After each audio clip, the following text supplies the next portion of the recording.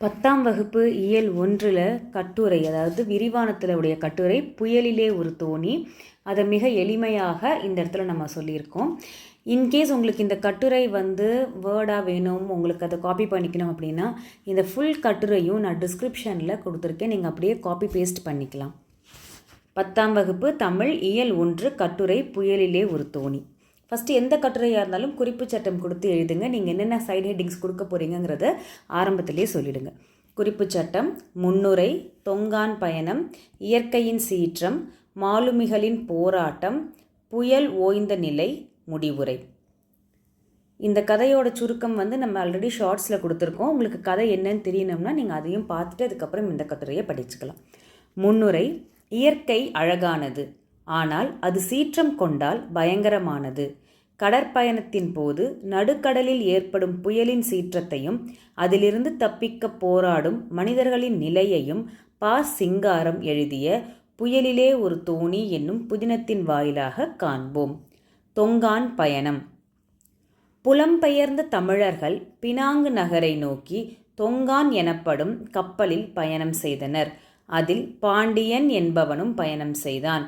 தொடக்கத்தில் வானம் தெளிவாகவும் கடல் அமைதியாகவும் இருந்தது.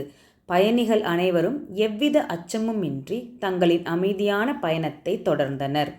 இயற்கையின் சீற்றம். திடீரென பகல் இரவாக இருண்டது. வானத்தில் கருமேகங்கள் சூழ்ந்தன. மின்னல் வெட்டி இடி இடித்தது. சூறாவளி காற்று பயங்கரமாக வீசத் தொடங்கியது. கடல் அலைகள் மலை போல உயர்ந்து கப்பலை தாக்கின. பேய்மழை கொட்டி தீர்த்தது. கடல் நீர் கப்பலுக்குள் புகுந்தது. மாலுமிகளின் போராட்டம்.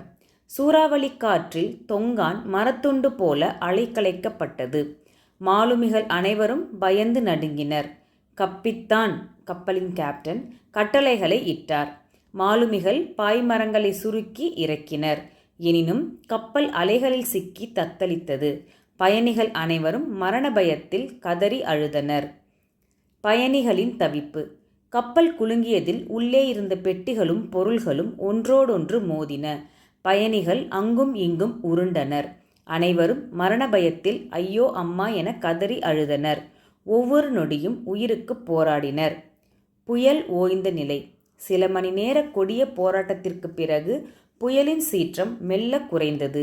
வானம் லேசாக வெளுத்தது. கருமேகங்கள் விலகின. சூரிய ஒளி கடலின் மீது பட்டது.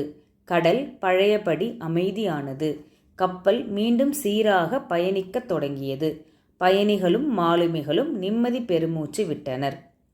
முடிவுரை: இயற்கையின் சீற்றத்திற்கு முன்னால் மனிதன் சிறியவன் என்றாலும் அவனது தன்னம்பிக்கையும் போராட்ட குணமுமே அவனை வாழ வைக்கிறது என்பதை இக்கதை உணர்த்துகிறது.